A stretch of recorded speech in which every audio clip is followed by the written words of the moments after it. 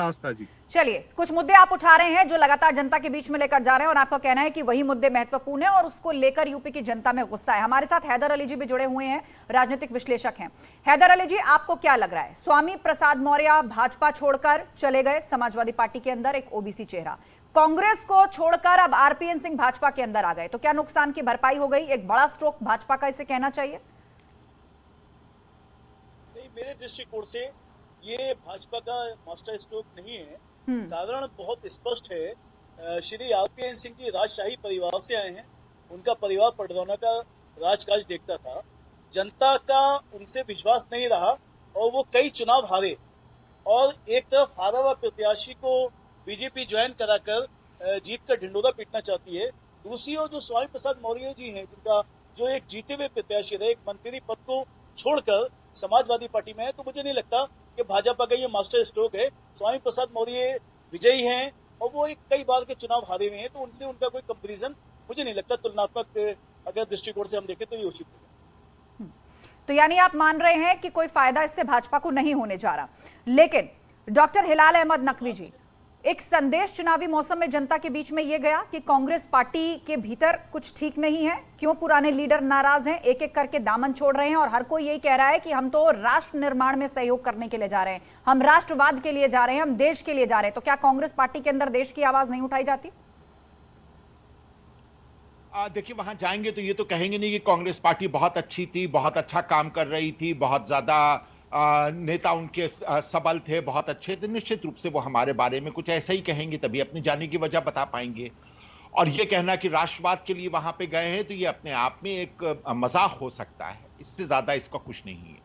रही बात आरपीएन सिंह साहब के जाने की, तो कांग्रेस का मुद्दा आरपीएन सिंह साहब कभी थे ही नहीं। आरपीएन सिंह साहब के पर हम कभी चुनाव नहीं लड़ रहे थे। चुनाव तो हम महिला सशक्तिकरण के लिए पर लड़ रहे थे, चुनाव तो हम किसानों के लिए लड़ रहे थे, चुनाव तो हम बेरोजगारों के लिए लड़ रहे थे, चुनाव तो हम उन लोगों के लिए लड़ रहे थे जो कोरोना में जिस तरह से बेचारे जो है वो खत्म हो गए, उनकी लाशें जो है वो नदी में, गंगा जी में बहती हुई हम लोगों को दिखाई दी हैं। हम चुनाव तो उन लोगों के लिए लड़ रहे थे जिनके ऊपर रोजाना लाठी भांजी जाती है, जो बुरी तरह से मारे जाते हैं। बेशक हिलाल जी, आप इन मुद्दों का जिक्र तो कर रहे हैं, आप इन मुद्दों का जिक्र तो कर रहे हैं, लेकिन उस महत्वपूर्ण तथ्य से भी बचते हुए दिखाई दे रहे हैं कि आरपीएन सिंह, आप बेशक कहते रहे कि वो जनाधार वाले नेता नहीं थे और हमारे तो मुद्दे जो हैं वो जनता के मुद्दे हैं, हम आरपीएन सिंह को लेकर चुनाव नहीं लड़ रहे थे, लेकिन मत भूलिए कि आरपीएन सिंह जो है वो कभी यूपीए 2 में गृह राज्य मंत्री रहे हैं, उनके पिता श्रीमती इंदिरा गांधी जी के कैबिनेट में मंत्री रहे हैं। तो एक पुराना लॉयलिस्ट परिवार था गांधी परिवार, एक पुरारा लॉयलिस्ट परिवार जो कि कांग्रेस के साथ रहा, जो अब छोड़ के चला गया। क्या मैसेज जाएगा इससे? जब मैसेज ये जाएगा कि जब तक सत्ता रही तब तक लॉयल्टी रही, जब सत्ता चली गई, संघर्ष आया तो लॉयल्टी चली गई। संघर्ष करने को तैयार नहीं थे, बाहर निकलने को तैयार नहीं थे, जनता के पास जाने को तैयार नहीं थे, जनता का मुद्दा उठाने के लिए तैयार नहीं थे।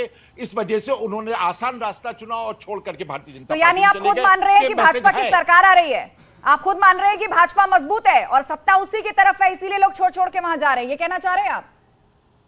सत्ता तो उसकी है, ये केंद्र में किसकी सत्ता नहीं, यहाँ यूपी चुनाव की बात हो रही है ना। सत्ता है 10 नहीं सत्ता। देखिए, अब आप इसको जो है यूपी का चुनाव, उसके अंत पे कहिए कि पडरौना का चुनाव, तो उसके लिए हम कुछ नहीं कर सकते। आप कह रहे हैं ना कि संघर्ष नहीं करना चाहते, सत्ता की लड़ाई नहीं लड़ना चाहते, तो इसीलिए मलाई खाने पहुंच गए। तो आप मान रहे हैं कि मलाई भाजपा की तरफ है, भाजपा ही नहीं सत्ता की लड़ाई नहीं लड़ना चाहते। हमारे मुंह में शब्द नहीं रखी है, हमने कहा संघर्ष की लड़ाई नहीं लड़ना चाहते। जब तक सत्ता रही तब तक वो साथ में रहे।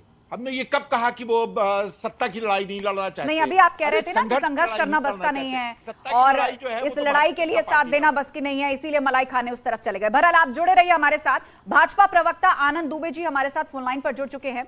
आनंद जी, यहां पर चर्चा ये चल रही है कि आप दावा कर रहे हैं कि एक तीर से दो निशाने साधे हैं। एक तरफ आरपीएन सिंह को कांग्रेस से आप भाजपा में लेकर आए, तो ऐसे में भाजपा छोड़कर गए स्वामी प्रसाद मौर्य, अब उनकी भरपाई हो गई है या उनकी काट अब आरपीएन सिंह बनेंगे, जिसको समाजवादी पार्टी और कांग्रेस जो है वो पूरी तरह से निराधार बता रही है और कह रही है कि ये तो जनता के मुद्दों पर लड़ा जाने वाला चुनाव है, इससे कुछ नहीं होने जा रहा, आरपीएन सिंह का कोई जनाधार नहीं है।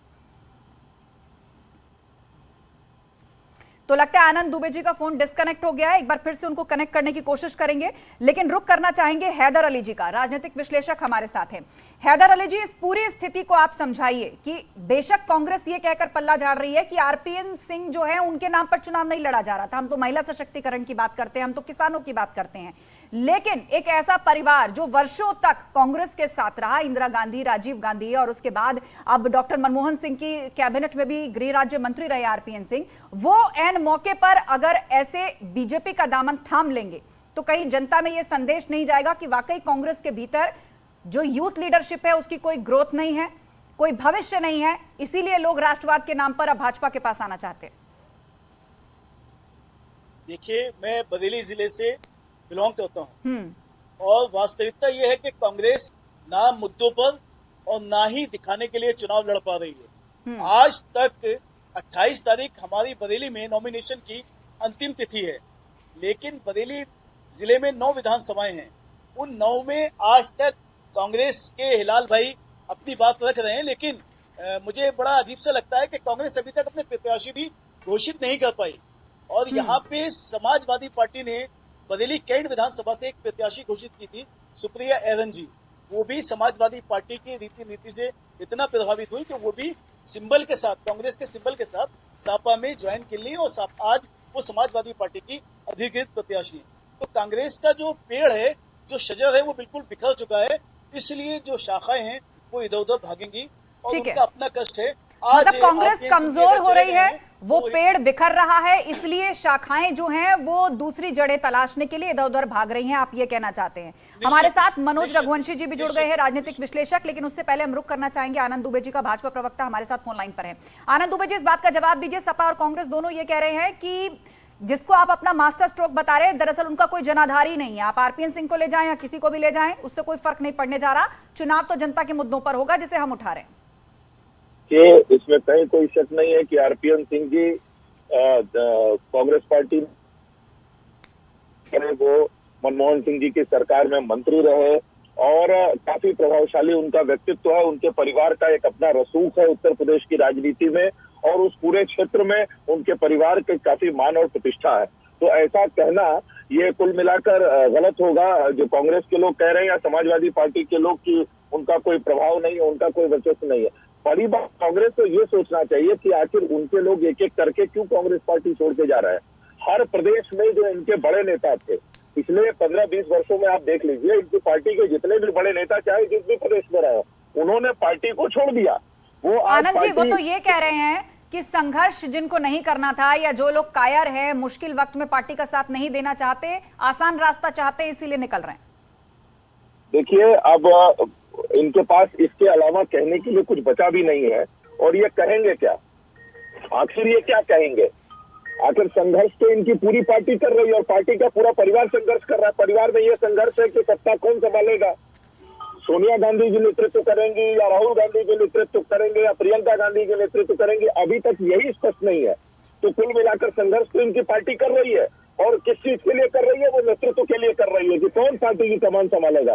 तो पूरे परिवार में ही जो है विरोधाभास है और इस वजह से पार्टी के नेता बेचारे परेशान है कि आखिर वो किसे अपना नेता माने। जो राहुल गांधी को नेता मानता है, प्रियंका गांधी की जो लॉबी है वो उससे नाराज होती है। जो प्रियंका गांधी के साथ होता है वो राहुल गांधी जी की लॉबी जो है उससे नाराज हो जाती है। चलिए, तो आप कह रहे हैं कि कांग्रेस के